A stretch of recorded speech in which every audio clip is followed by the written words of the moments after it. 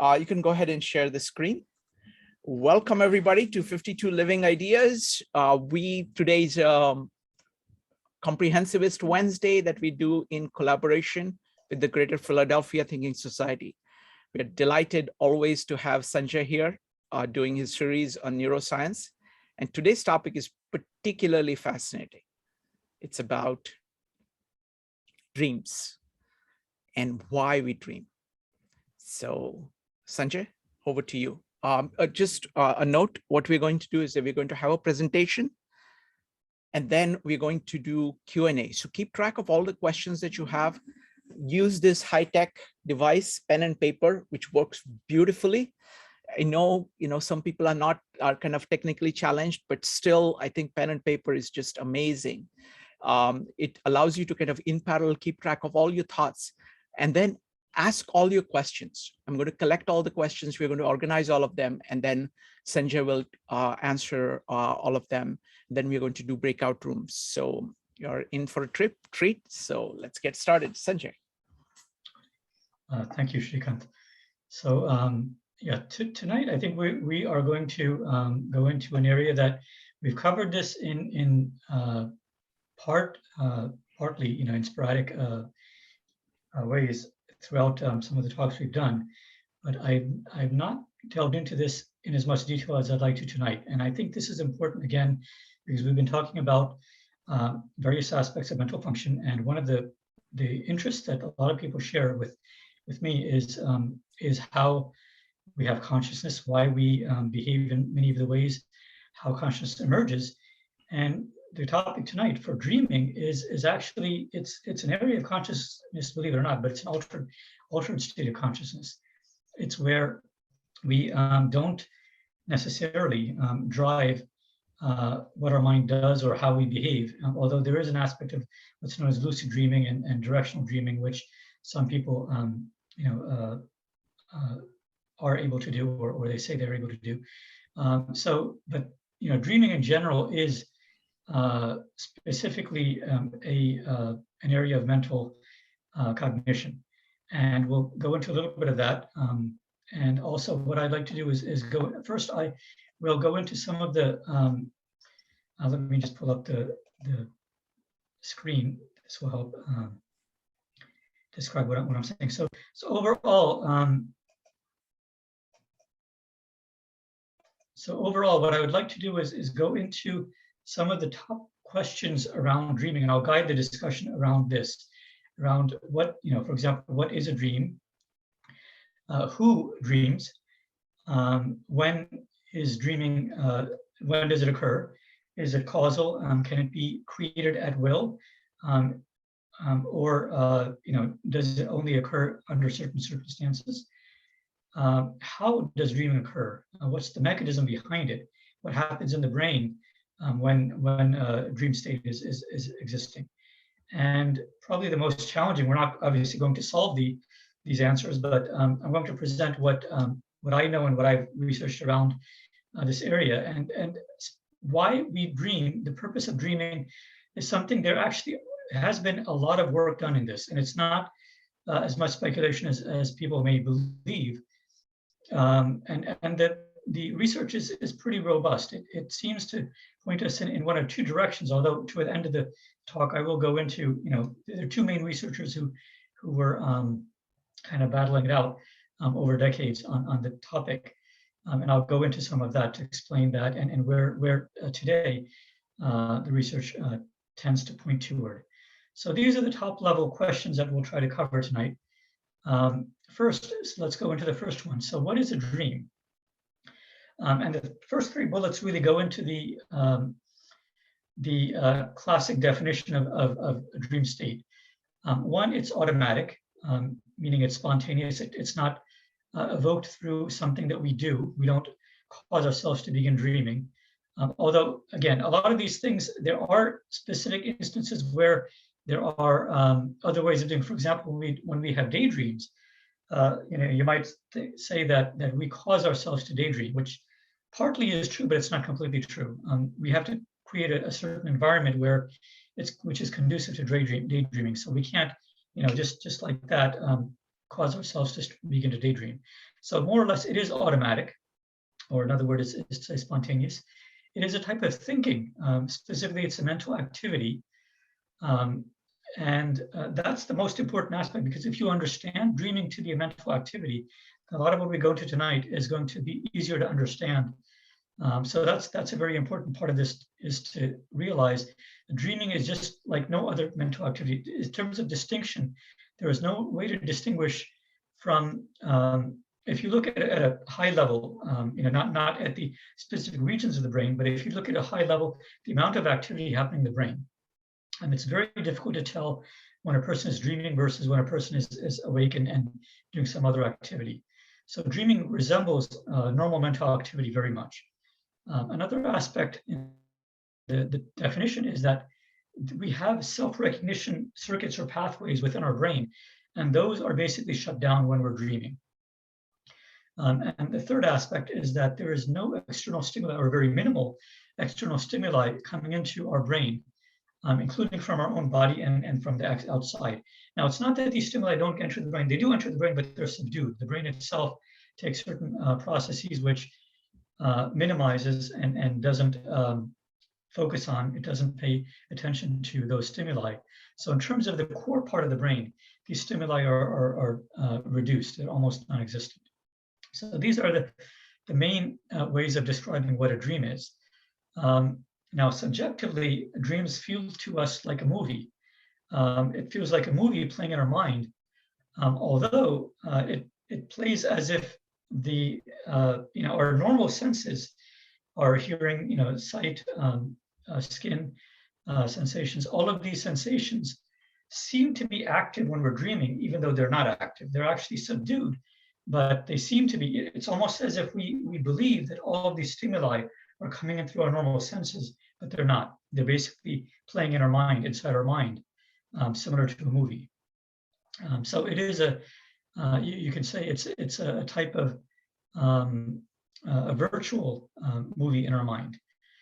Also, dreams are mostly emotional in nature. Now, there are dreams that are not, but mostly they're emotional in nature. And they can be either positive or negative, or have characteristics of both, which can make them either neutral, or they can make them kind of, even bizarre dreams, can have aspects of that. So the emotions involved are usually present. And as far as emotions, dreams can either arise from strong emotions, or they can evoke strong emotions in us. So this emotional aspect of dreams are both, they both create emotions, or they can arise from emotions. Dreams also are experienced, they're also experienced as real, or similar, or real-like. And so it's very difficult, while the person is dreaming, it can be difficult to distinguish whether we're actually in a dream, or whether we're in reality. Many people have felt that while they're dreaming, they wonder, could this be a dream? Could I be dreaming? And like vice versa, sometimes when we're in the real world, in reality, and something surreal or something unusual happens, it seems almost like we question ourselves: are we in a dream? So both aspects, the real aspect and the surreal aspect of dreaming and wakefulness, both tend to merge together, making it difficult for us to tell. You often tell, not always, but often tell if we are in a dream or not. And dreaming involve our senses. They involve all of our senses, although for humans, for what we can tell, our visual sense is the primary sense used in dreaming, although all of our senses are active in dreaming. And in dreaming, people do have smell, olfactory sensations.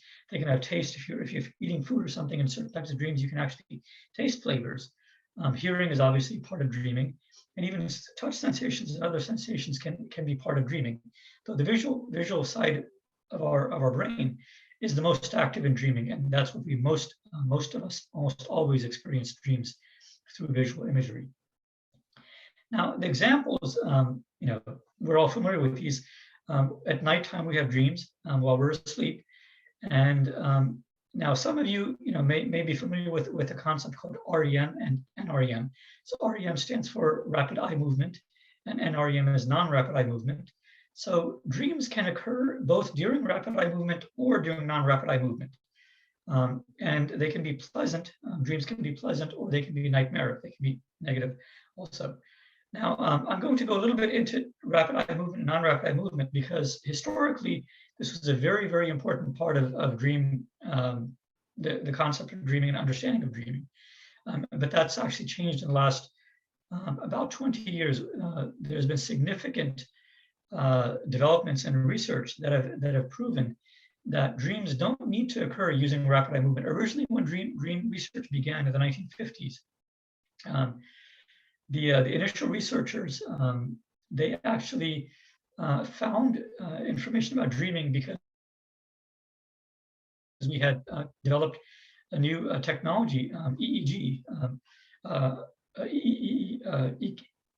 EEGs, which allowed us to measure signals, electrical signals, by placing a cap of sensors around a person's scalp and measure through the scalp, measure electrical activity in various regions of the brain.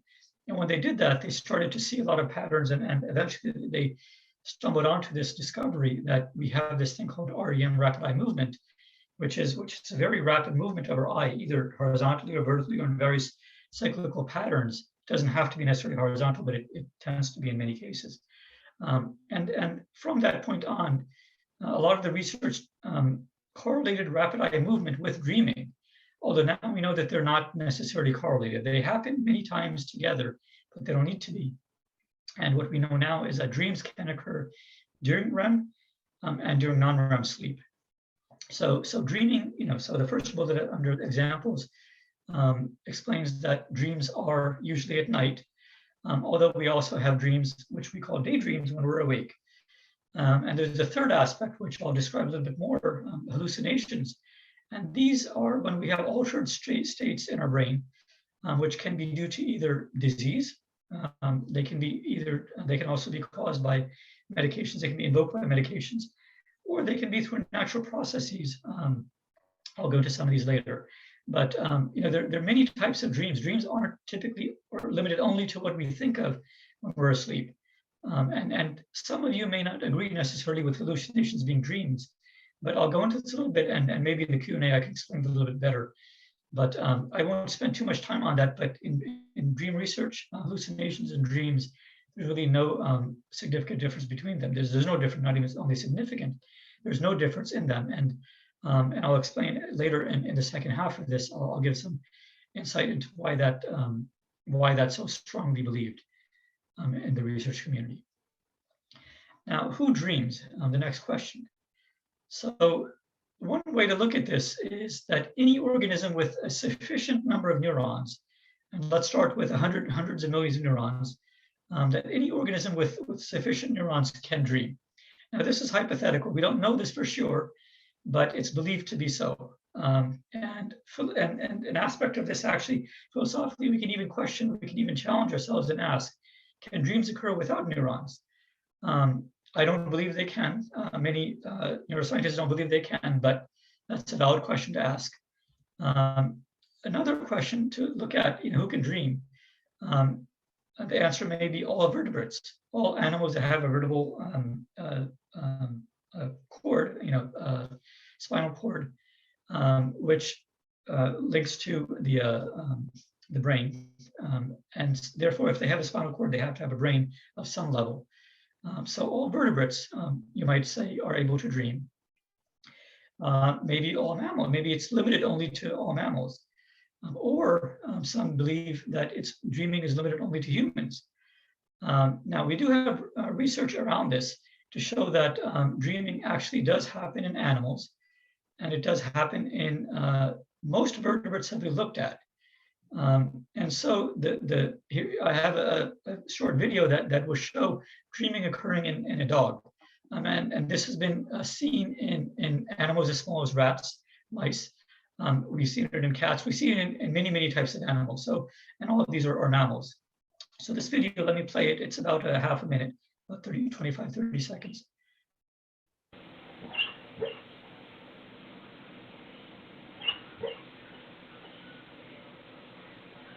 So this is a dog that's asleep.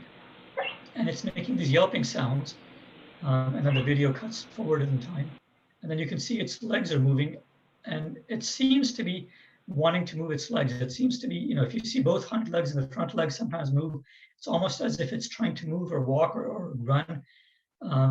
And so this gives us an indication that, this is limited not only to humans, it is present in many mammals, probably most mammals, all mammals that we studied, and possibly all vertebrates. So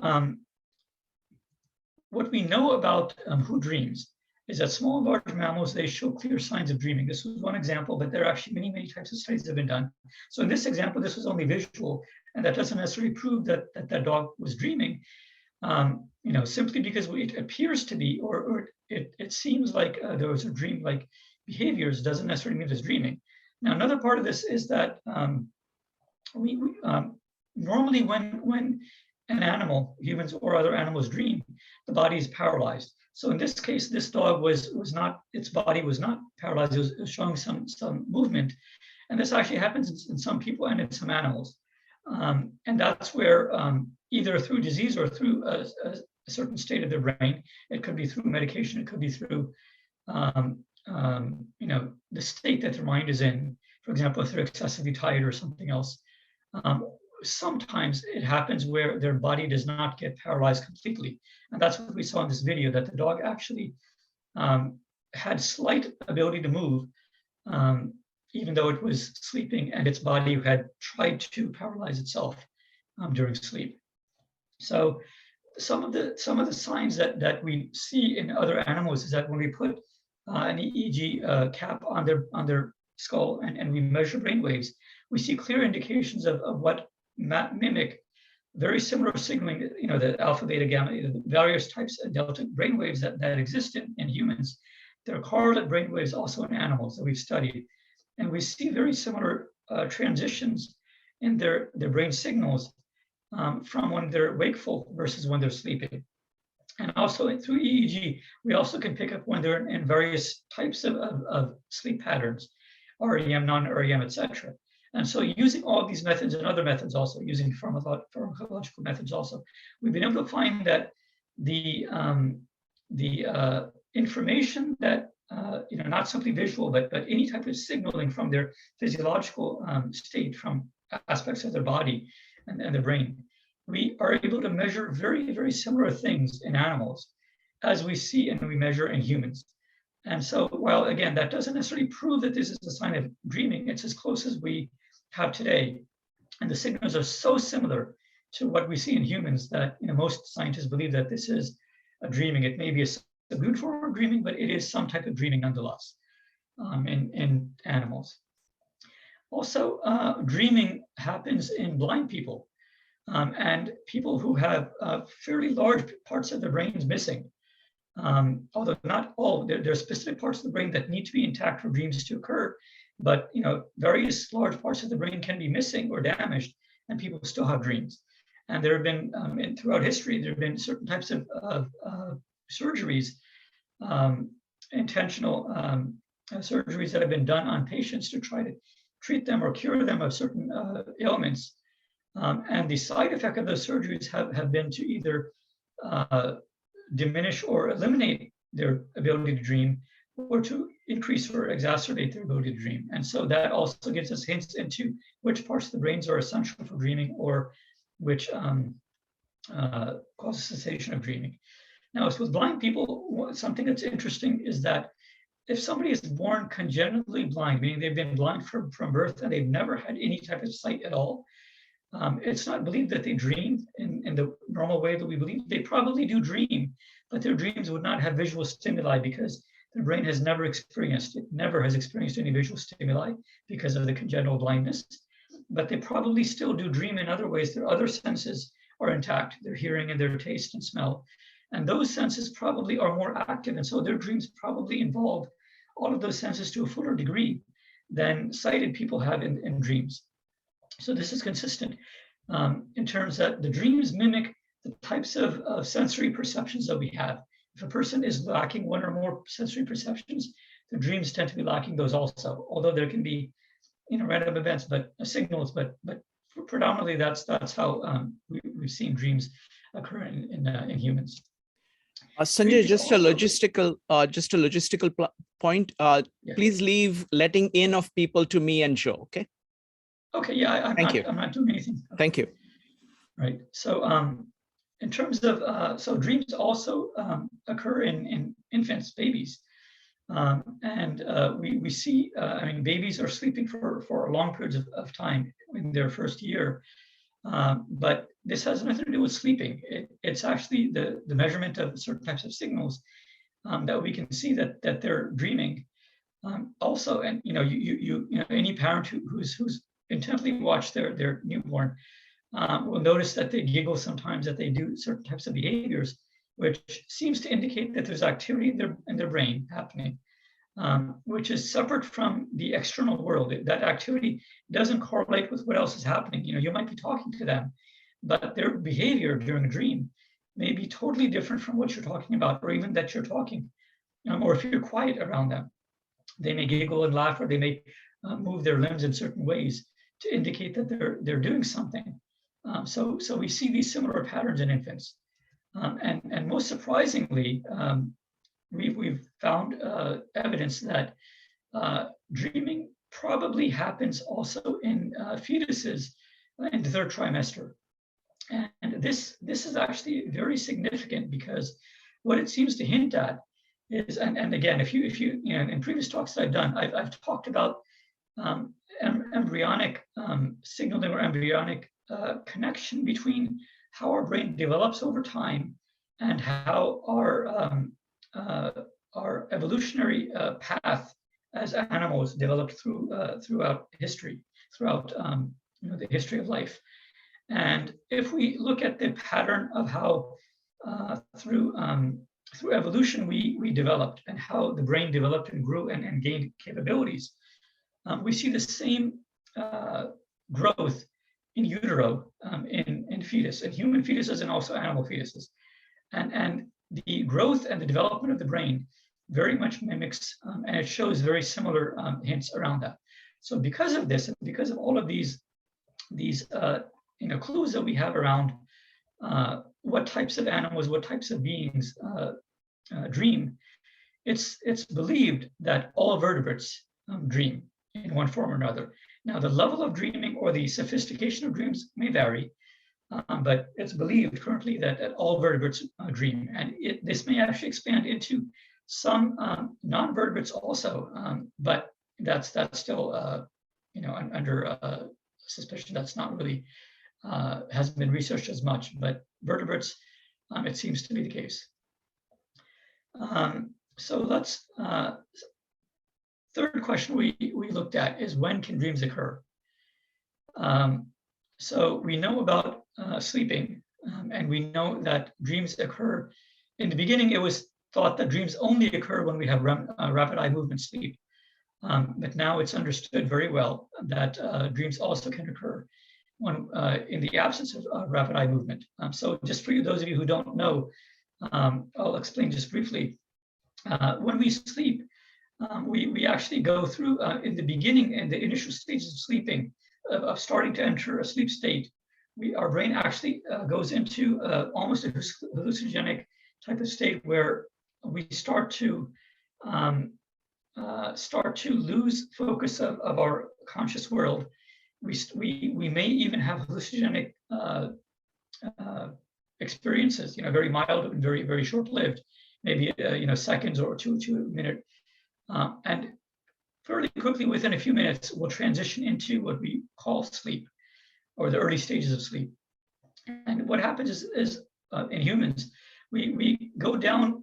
There are about 5 different levels of sleep that we can go down into. So in the beginning, we transition to the first level, and then we go lower and lower. The first level of sleep is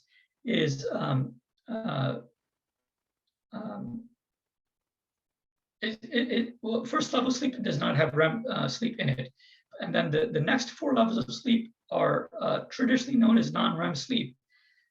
So we go lower and lower, lower, deeper, deeper.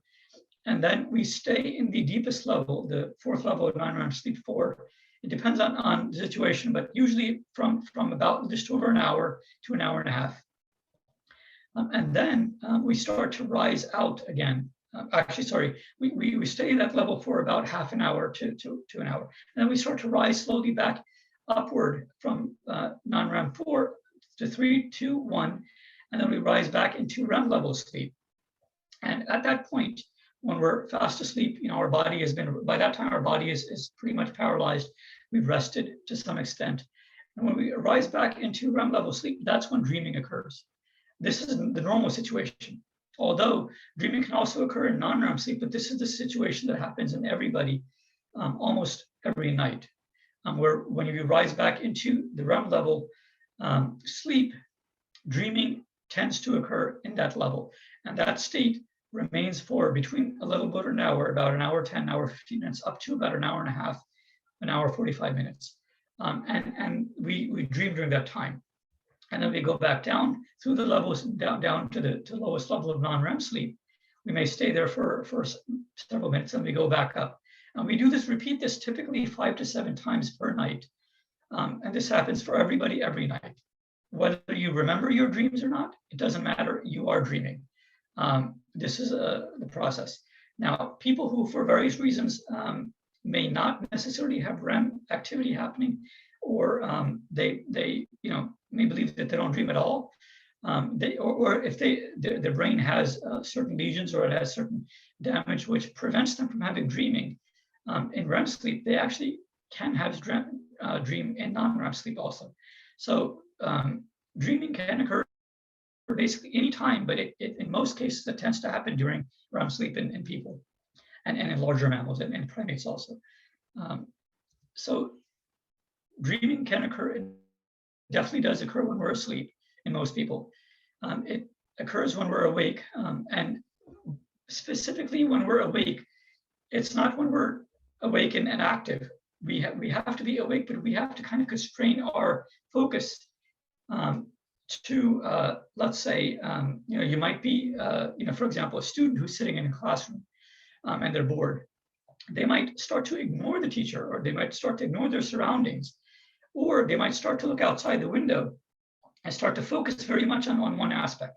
Or they might have a piece of paper in front of them and they start doodling, and they're focusing on that doodling. So what happens is they lose focus on the ambient environment, and they diminish the amount of stimuli that's going into the brain. And what that does is that tends to focus their mind into a more relaxed state. So that's a situation that can allow daydreams to occur. So daydreams, again, require the mind to kind of constrain itself to be in a state which is conducive to dreaming. We can't dream anytime when we're awake, although I'm going to mention one aspect when it can happen. The third situation is where it's artificially induced, where there can be altered states of consciousness. One example of that is through medications or hallucinogenics. People know about hallucinogenics that can induce dreamlike, trance-like states, but there are also medications that can do the same thing. And these both can either promote more dreaming, or they can inhibit dreaming. They can reduce the amount of dreaming. So medications and hallucinogenics cause both either an increase or a decrease, depending on which one is given. It can either cause an increase or a decrease in dreaming. And this is one of the most important pieces of information that helps us understand, the details around dreaming, because medications and hallucinogenics have a biochemical effect on the brain. It has a concrete and discrete impact on specific regions of the brain, on specific functions and pathways within the brain. And these have been studied extensively, and it's very well understood. There are also other types of research that's done. But basically, what this has helped us do is to understand really that dreaming can be evoked at will, pretty much. So if you have a person who is wide awake and normally functioning, who doesn't have any disease or injury to their brain, if you give them certain types of medication, you can basically put them into a dreamlike state, which is no different from hallucinating. But these medications don't have to be hallucinogenics. For example, there are certain medications given to Parkinson's patients which affect the amount of dopamine in the brain. And those medications don't cause necessarily hallucinations, but, or I should say, they don't cause traditional types of hallucinations that hallucinogenics cause. You know, the very wild types of extreme, altered states. But the dopamine antagonists, dopamine medications that increase the level of dopamine actually can cause a awake person to begin to dream while they're awake. And to them, it will start to be a little bit like they're hallucinating, but it's different enough that they recognize it's more like a dream. So, we can induce dreams in a person who's totally awake using medications alone. So that's an important hint at understanding dreams and what causes them. Also, illnesses, certain types of damage to the brain, or even surgical intentional damage to the brain, therapeutic interventions which sever certain parts of the brain will cause dreams to occur, or they may cause dreams to basically never occur in that patient, in that person. So that's another aspect that, and again, illnesses and surgery are very specific to regions of the brain. And again, depending on the type of the region of the brain or the type of injury or surgery that's done, we see an effect on dreaming, not simply sleeping, but specifically dreaming. So that's another indication that dreams can be artificially induced. And the third is states of euphoria. So trance-like states, unique forms of meditation. There are even forms of dances, almost trance-like dancing. These all tend to have certain characteristics which basically raise certain neurotransmitters, including dopamine, and therefore they have similar effects as medications, although they're naturally induced in person.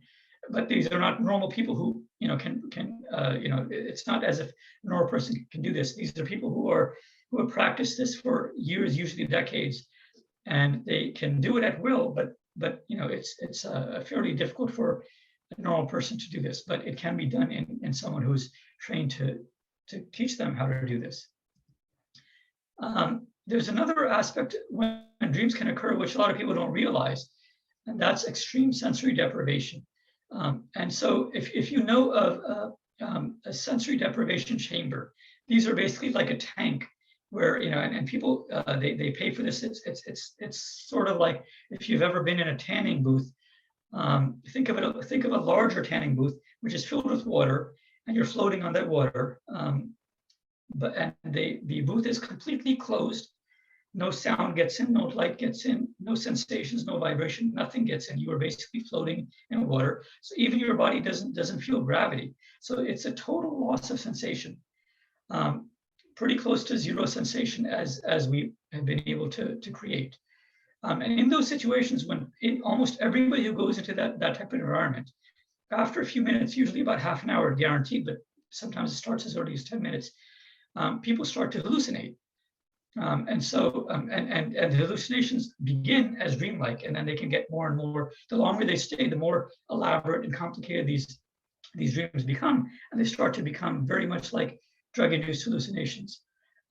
So this line between dreaming and hallucinations is actually there's no distinction. It's a spectrum, which actually is more a better way to describe it is the extent of dreaming, either the intensity of dreaming or the emotional content. And another way is the neurotransmitter, the types of neurotransmitters that are involved, which I'm not going to go into too much tonight, but that is something that mediates whether you're very lightly dreaming or whether it's a very heavy, intense dream, or it's more intense, or if it's a full-on hallucinations. But these are all very variable through various means, through medications, through hallucinogenics, through surgical interventions, or when people have illnesses, and when people are able to control it themselves through training, they can do the same thing. They can change the level of dreaming or hallucinations they have. So sensory deprivation is an important thing to understand, because what this says is that when nothing else is involved, when there's no medication, when there's no damage to the brain, when the person is not trying to induce a dream state or trance state, when nothing is being done, simply by the absence of stimuli in the brain, they will start to enter a dreamlike state. That's pretty interesting, and it's very indicative of what might cause dreams to happen. So this is another aspect that's important. We talked about infants. In infancy, dreams can occur in infancy. And also I had mentioned previously that we don't need sight necessarily, but we must have had experienced some type of sensations. Although theoretically it's possible that a person who is born with absolutely no sensory input possibly may have dreamlike states in their brain, but it's very difficult for us to imagine because to us, dream involves our sensory input. And so if you don't have any sensory input, what would a dream be? It's difficult for us to imagine, though theoretically it's possible that a person who has no ability to take in input from the outside world, their brain may enter into a dreamlike state where something happens uniquely. Automatic sensations arise in the brain, similar to when it arises when they're in a so-called wakeful state. Although a person in that situation, it would be difficult for us from the outside to even be able to discern when they are awake or when they're not awake. It would be very much like a person in coma. So anyway, so that's an aspect of it. Now, when we look at all of these, the central theme of this, if you look at it, when we're awake, when there's extreme sensory deprivation, and in various forms of altered states of consciousness, these three have a common theme, and that's that the amount of stimuli or the amount of signals in the brain, either entering the brain or existing in the brain at that time, these are what they have in common. That the amount of information or the amount of stimuli in the brain is important. This is a very important aspect of dreaming, that there needs to be either a lesser level of stimuli, or it has to be suppressed somehow, either artificially, through external means, or the person doing it themselves, or through damage or some way. But the amount of stimuli has to be reduced to some extent. Again, we see this also with daydreaming, because a person who's daydreaming is actually, for a person daydreaming, they have to stop focusing on observing everything around them. They have to constrain their focus in a very limited way, and that promotes their ability to daydream. So let's take a pause at this point. We can do either questions and answers, or we can do breakouts. I'm not sure if Shrikant, which. Sure. Let's do one thing. This is a very, very interesting topic. And I want to give a chance for people to ask questions. But I've already warned you that you have to keep track of all your questions. So this is the time to ask all the questions. We're going to collect all the questions. Let's look at the shape of it, and then let Sanjay do one round of answers to all the questions that are posed. Then we're going to do breakout rooms, and then we will come back and you can ask more questions. Okay, go ahead and type an exclamation mark if you would like to ask any questions, or you can raise your hand in Zoom, whatever you prefer. Give me just a second here. We'll start with Jang, Joe, Sydney, Laura, Ayala, lots of people. Let's start with Jang. Okay, Jang, go ahead. Yeah, I have two questions. One is, I noticed a lot of time in the dream, you don't really notice color. Is that common, and why? Another question is, I seldom dream of flying, and I heard people talking about that. Then one day in my dream, I thought, oh, I'm going to fly. And I was able to fly actually, and that only time I was flying. So, and I heard somebody mentioned when your body is not balanced, you fly. So I'm just curious, is there any scientific base of dreaming flying? Okay, wonderful. Thank you. Next up is Joe. Joe, go ahead. Hi, Sanjay. Yeah, I was just wondering, how does PTSD and other intense experiences impact an individual's dream and how can dreams actually be used to help them heal? Wonderful. Thank you. Next up is Sydney. Sydney, what's your question? Yeah, excuse me. Two questions. One is, I'm wondering if this is a common experience where I found that I might wake up in the morning, I have a dream, I'll wake up, and one time I used the bathroom, went back to bed, but the dream was so sweet, I wanted more. And I went back to sleep, back into that dream. And I retained it to have a really blissful type day because of that. So that's number one, if that's a common occurrence, that people can consciously wake up and consciously go back into a specific dream. And then the other is, I'm not sure if you mentioned this, how long do dreams last? The early days, it was said you feel like you're doing something for an hour, but you're really dreaming for just a few seconds. I know we've learned a lot more since then, but I know I had something where I was kicking, and my wife said I was kicking for 10 minutes, and I was kicking at somebody in my dream. So I was wondering, Sanjay, how long Wonderful. typically dreams last? Thank you. Thank you. Great questions. Next up is Vanessa, followed by Laura. Vanessa, what's your question? Okay, I have two quick ones. Why might someone claim after 75 plus years they never dream, and suddenly they claim, oh, I had this dream like the first time a kid sees snow? And the second is, does the brain have some sort of like safeguard where it may like force you out of a dream? Let's say if your pulse is racing, elevated BP, like the brain realizes it's getting toxic, wake up before you have a heart attack or something. Wonderful. Thank you. Thank you, Vanessa. Laura, what is your question about dreams? Please go ahead and unmute. Difference between a dream and a hallucination. Wonderful. I know when I've hallucinated, Dreams. separate. And I know that I have had dreams, and I feel like I've had dreams that I would call hallucinations because there was a discernible difference in the imagery of the dreams that I have versus the images I had, what I would call hallucinations, which were very sharp and delineated. I remember those that I've had. Dreams I don't remember, but I can tell you every one of those instances that I would call hallucinogenic dream. And I want to know if you can tell me anything about that kind of thing. Wonderful. Thank you. Thank you. Folks, these are just amazing questions. Let's keep them coming. We'll put all of them on the table, and then let's see what the shape of them is. Okay. Next up is Linda. Linda, go ahead.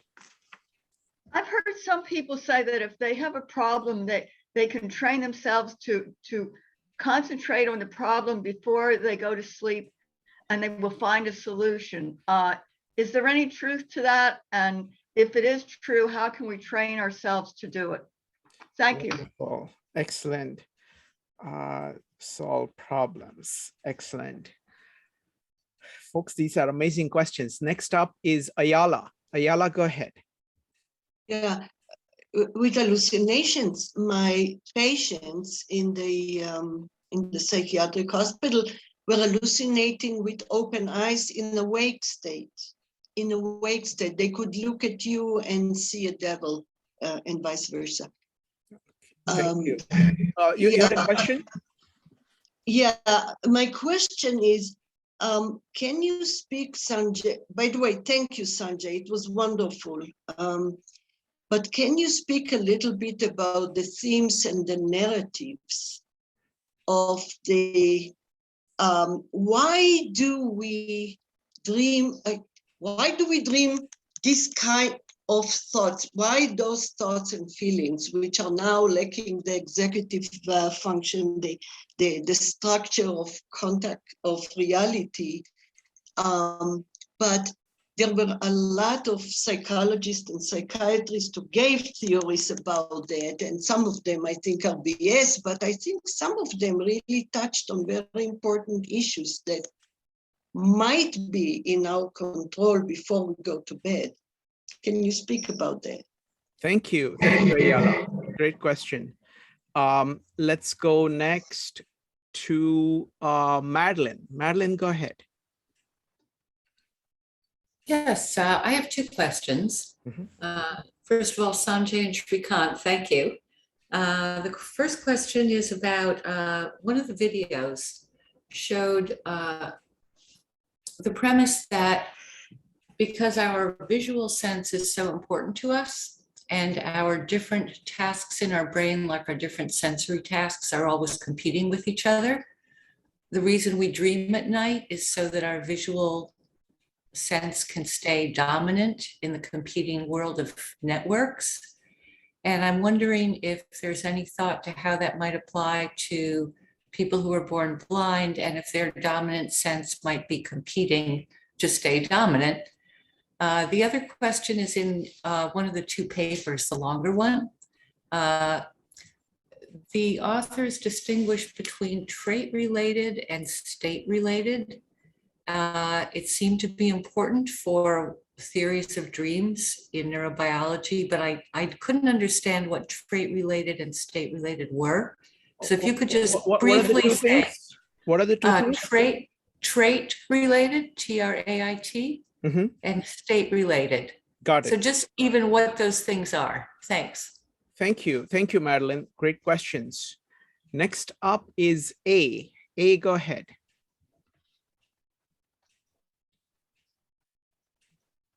A, I don't know how to pronounce your name. It is Oh, A. yeah, no, Go it's ahead. fine. Sorry. It Go just ahead. took me a minute. I don't know if I misheard. I thought I heard you say something like it's possible to dream while we're awake. So I don't know if I heard that correctly. And if so, I guess, can you explain that a bit better? I'm a little confused as to how we can be in a Got dream it. state while we're alert. Thank you. Next up is going to be Olga. Olga, go ahead. What's your question? Hi, Sanjay. Thank you very much for your talk. I would like really to hear more about dreams by people who born blind. And there are also people, is there any research where maybe to find it? And also there are people who not only blind, but they also born deaf. So is there any research on these people and what they actually see, what they actually feel, or how we can define their dreams? Thanks. Wonderful. Thank you. Thank you, Olga. Great question. I'm going to try to recount all the questions and then we will have, let's see what Sanjay can do with all of them. Next up is going to be, it's going to be Judy, Kevin, Jyoti, and Marco. Judy. Okay, hi. Thank you again for this wonderful opportunity to learn about dreams. I've been doing a lot of dream analysis and I wanted to find out more about Jungian dream analysis, if you can talk a little bit more about that. And also is active imagination, which is another Jungian activity. Is that considered part of a dreaming, part of the ways that we dream? And also I dream a lot with people that have died, like families.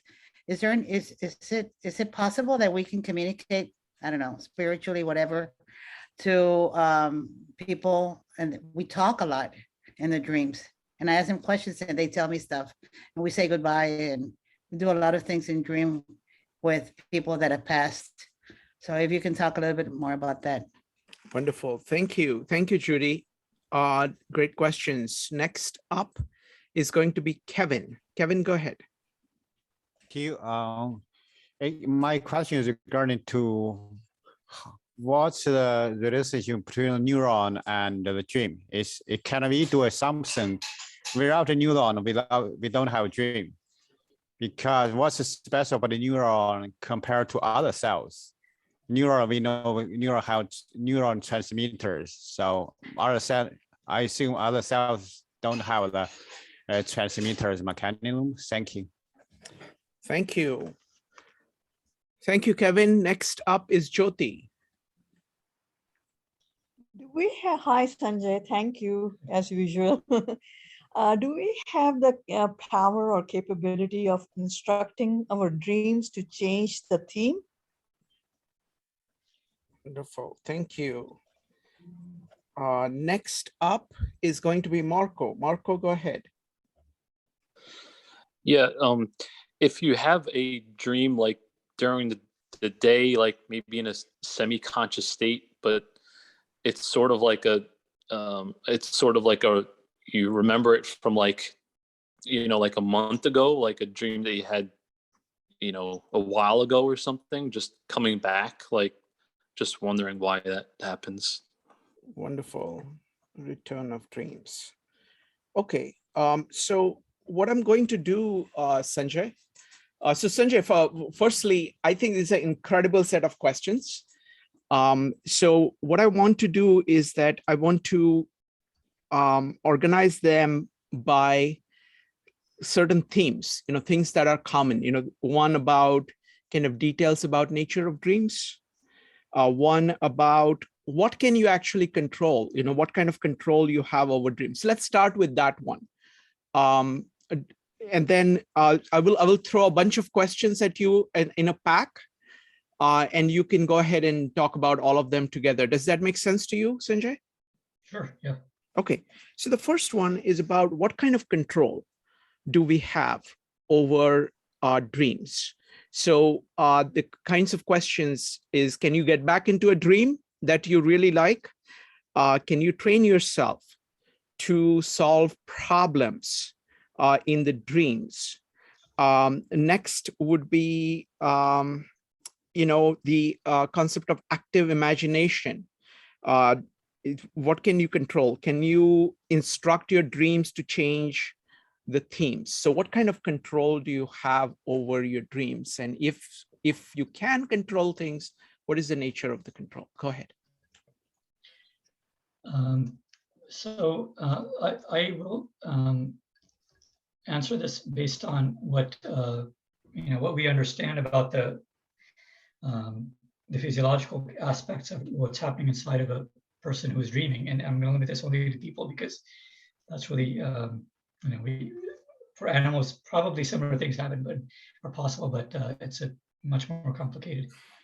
So with people, I think who was it? Somebody asked a question that can we get back into a dream, or can we control the what we dream about, the contents of a dream? I think Linda asked about whether we can use dreams to solve problems. We can kind of intentionally set our mind while we're awake before we fall asleep, set our mind to have a goal, and then in the sets of dreams that we have that night or over several nights, let's say, can we actually arrive at a solution? Now, these are related questions. There are distinct separate elements that I'm going to try to go into. I won't go, and I'm trying to do this briefly, so I'm probably going to not answer your question completely. But if you want, we can go a little further into it. So the first thing to understand about dreaming is that we do have some bit of control over what arises in our dream, based on what happened to us, based on what happened to our brain and our mind in the preceding hours. Okay? And to some extent, it also is related to what happened to us in our preceding life. And the way I'm going to distinguish those two is that the one common theme as far as dreaming, and this is also true about all neural activity, not just dreaming, but the one common theme about all neural activity and dreaming especially, is that the memories and activations that have happened in our brain that have a very strong residual signal. You can even think of it as an echo.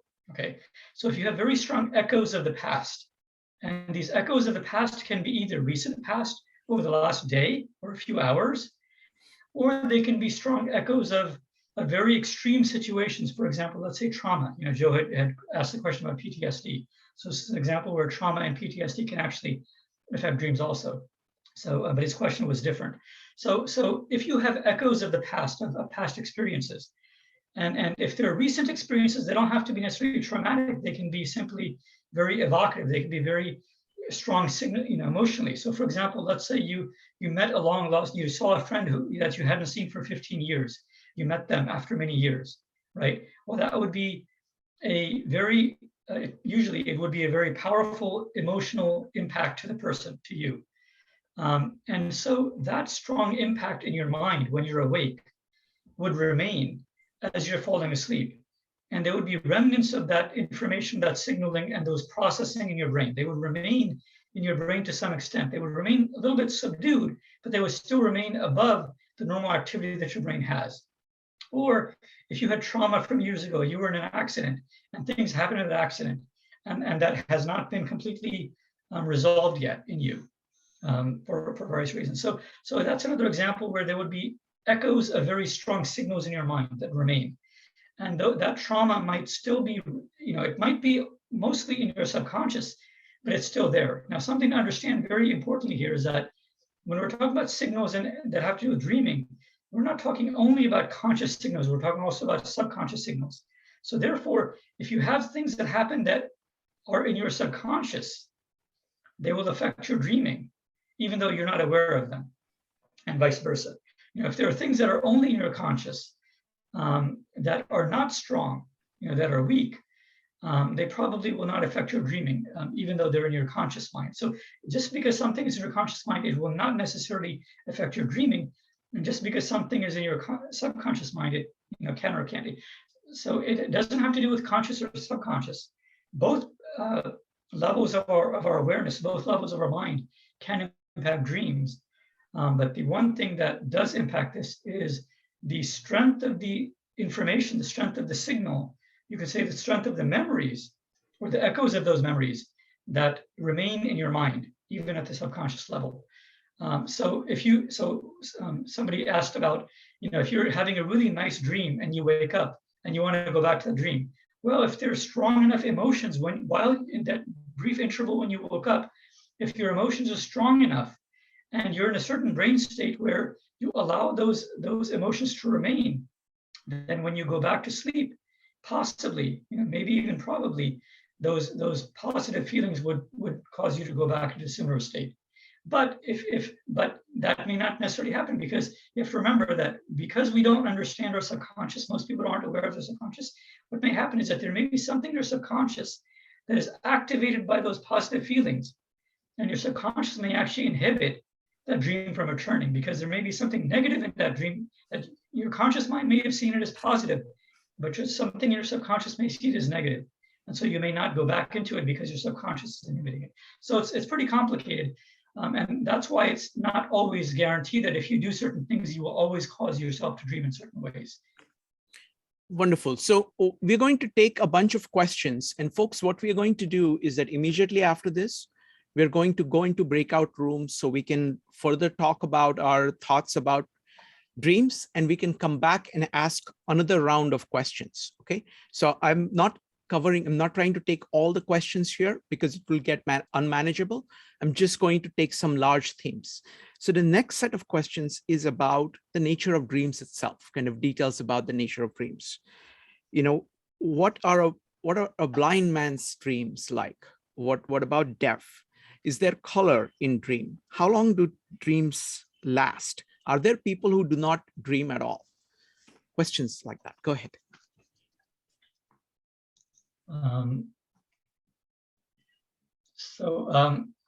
The nature of dreams. Sorry, I'm just making notes of it. Okay, so the nature of dreams is really variable based on you, the person, based on us.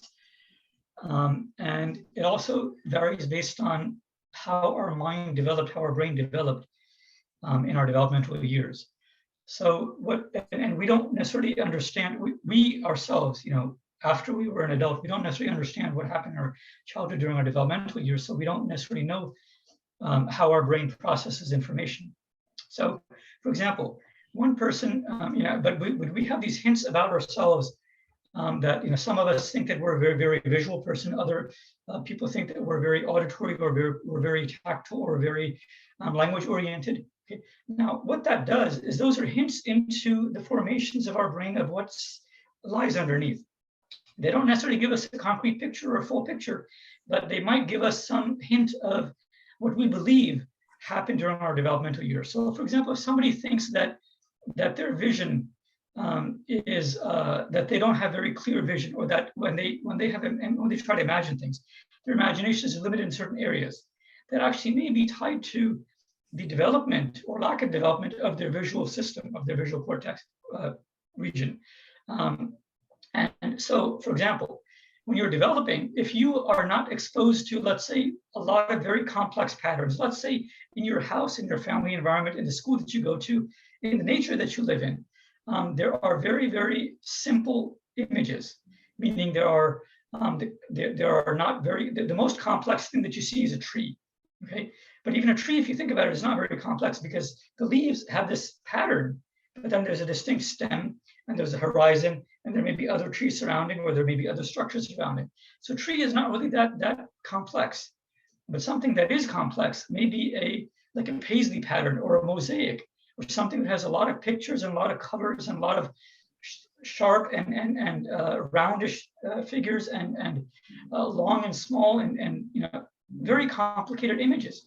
So a person who grows up seeing only very simple images versus somebody who grows up seeing very complex images, their visual system will develop in slightly different ways. Okay? Although, because we all live in the same world, their conscious mind will not be aware of this difference, but the low-level processing that their brain does will be slightly different. So the person who grew up in a simpler visual environment may not notice detail when they see things.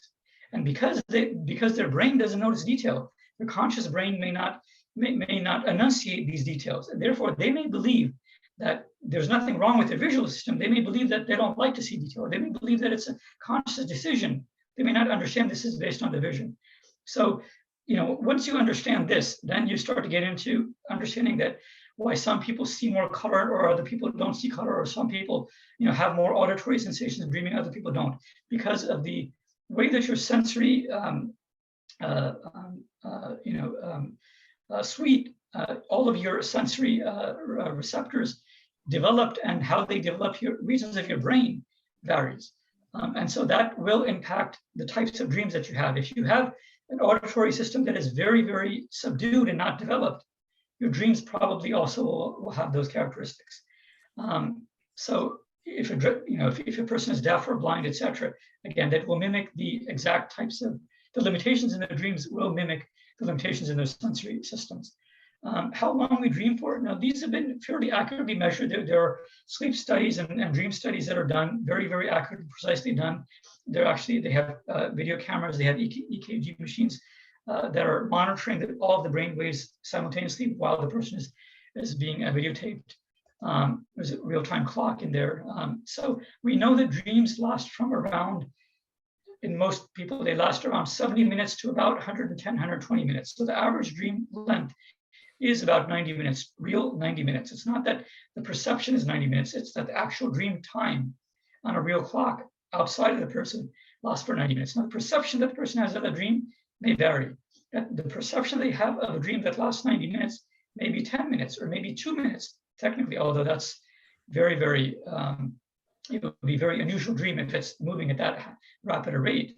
But perception versus the reality of the dream length, can diverge very strongly. But dreams do last over an hour typically. Although there are dreams that are very short in duration also. Sometimes when we go back into the REM period of sleep, what may happen, and what does happen, is that a person may dream for a very short period, maybe 15 minutes. They may start to sleep back into REM, but then they may start to rise back into non-REM and then to begin a new dream. So during this 90-minute phase, they may have 2 or 3 dreams that are shorter duration, but then they go back into the non-REM and then they go through a different cycle. Wonderful, thank you. The next set of questions I want to ask is about the content of dreams. So what are the themes and narratives that are the content of the dream? Why is it that we dream about these things? Why is it that certain dreams recur? What about all the dream analysis that various psychologists do? So about the content of the dreams. So so if we understand that when we begin to dream, and I'm going to make a distinction with hallucinations, because hallucinations, they are dreams, but hallucinations are much more the intensity of the dreaming process, and in some cases, the levels and types of neurotransmitters are much more complicated. But theoretically, a person can be induced into a hallucinogenic dream just as easily as a normal dream. If you take a normal dream and extend it further beyond into certain directions, it will become completely hallucinogenic. So the thing to understand is that when we begin entering the dream state, the state of our mind, the emotional, especially the emotional state of our mind, and especially the conscious and subconscious emotional state of our mind, these are the most important aspects of what we experience during the dream. So if, let's say that you're, I'm going to try to come up with an example, and I'll try to use Jungian analysis, because this is something we've talked about in this group a lot. So let's say that you experience some things in the past. Easter just happens, right? So one of you may have seen a little child eating a chocolate Easter bunny, okay? And you may have seen this child eating the head of that Easter bunny, okay? And in your mind, this notion of child eats head, okay? That's lodged into your mind. And for whatever reason, maybe that took on a strong emotional characteristic, because, eating a person's head, some would say, is disgusting. Although the child was not eating a person, they were eating a head. But in your mind, what we do is we simplify things. So the simplistic notion of that would be eating head, okay? And let's say that you, for whatever reason in your history, have some background with heroes. So hero is an archetype in Jungian analysis of psychology.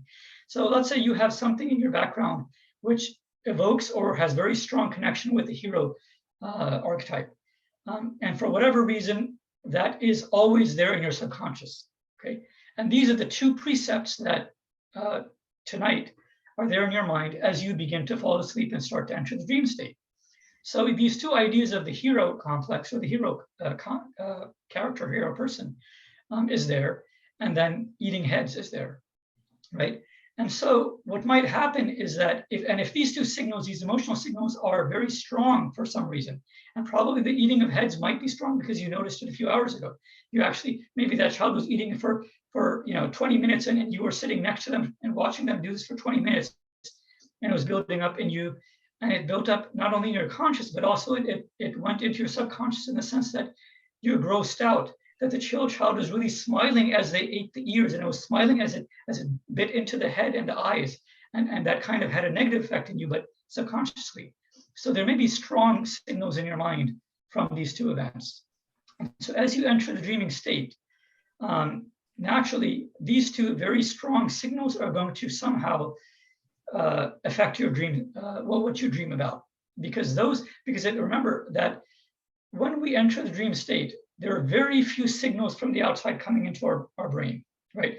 Our peripheral sensory systems are attenuated. They're basically tamped down. So you have very few, your eyes are closed, so you won't have visual stimuli.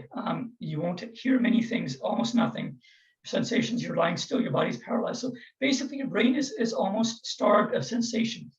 And so the emotions that are in your brain already from earlier in the day and from your past history, those emotions and those stimuli have an amplified effect. And therefore they will take on a larger role, and therefore they will impact what happens in your brain. Another aspect to understand is that when we're dreaming, our prefrontal cortex, the executive function, is basically turned off. It's not active. This has been done in PET studies and MRI scans. There are many studies that have found over and over, and many other types of studies also that have found over and over, that our prefrontal cortex, the main areas of prefrontal cortex, are inactive or almost inactive during dreaming. So we are not able to guide our dream. What happens because of that is that as these emotions pop into our mind, or they are already in our mind, but as they gain the signal is amplified, so to speak. And if you think of the mind as a vacuum, the mind with nothing else coming in, it's a vacuum, right? And these latent signals, these echoes of past signals, emerge into this vacuum and they take on increased importance. And those signals interact in various ways. Now, how they interact, and just taking this hypothetical, these two signals, how they interact, they can interact in any number of ways. You might come up with a dream where there's a hero who saves somebody's head from being hurt, from somebody's head being smashed. Okay, that's one sort of dream that you might have from this, where there's a hero and there's a head. You might have another dream that, let's say, the hero is trying to help you. I mean, this would be more of a personal dream. The hero is doing something, trying to help you, and the hero gets hurt in the head, or the hero hits somebody else in the head, or something, right? So that's another version where these two concepts are there. And there may be another version where the hero has multiple heads. The hero themselves may be either a positive image with multiple heads, or they may be a negative image with multiple heads. But this is another version where these two concepts merge together to give you a bizarre type of dream. So, and there's an innumerable number of ways that these two simple signals can merge together. And typically in a dream, you might not have only two signals. You might have a number of other signals, some of which are weaker. And that, again, depends on what is already in your mind, which would affect the types of dreams that you have. So when we talk about analyzing dreams and trying to interpret dreams, I believe, yes, it's true to some extent about what Freud talked about, what Jung talked about, that our dreams are an image or a mirror into our psyche. But I don't think it's as clear as Freud thought in his time, and I don't think it's clear as Jung thought. I think there's a lot more haziness in this because most people, what's in our subconscious is so opaque to us. It's so undiscernible to us, even to experts and to psychologists and therapists. It's undiscernible. They're trying to figure it out through dialogue and through other means. They're trying to pull it out, tease it out of the patient, which is not always easy or even correct. Sometimes you get the wrong information. So it's so difficult to know exactly what's in the psyche, in the conscious and subconscious. But whatever really is in a person's psyche, subconscious and unconscious, is what really does impact their day-to-day dreams. Wonderful. Thank you. Thank you, Sanjay. So folks, the questions that you had were fantastic and they're very wide ranging. I wanted to just take a few bunches right now to enable Sanjay to kind of, fill things up a little bit more. What I suggest is that let's go to the breakout rooms. Let's discuss this amongst ourselves. The questions that we'll ask is, what do we find fascinating about dreams? What other questions you want to ask? And feel free to come back and ask the same question that you asked last time. Okay, just because we didn't get to it doesn't mean that it's not important. If you think it is important enough, go ahead and ask it in the second round. But let's discuss it amongst ourselves and then we will come back. Make sense, Sanjay? Yeah. Okay, we're going to have a facilitator. So it's going to be Sanjay, Joe, and me who will be facilitating. There are 3 rules that we have in the breakout rooms, actually 4 rules. Sorry, I missed one. First, raise your hand, either just directly like this or in Zoom, or type exclamation mark to speak. Number 2, keep on topic. Number 3, be brief. And number 4, feel free to disagree with anybody on anything, but do so courteously. Let us discuss what we find fascinating about dreams. Let's discuss more questions. Let's come back and do one more round of questions. We're going to do the breakout rooms for about 20 minutes, and then we will come back. I'm going to stop the recording before I go into the breakout rooms, starting the breakout rooms now.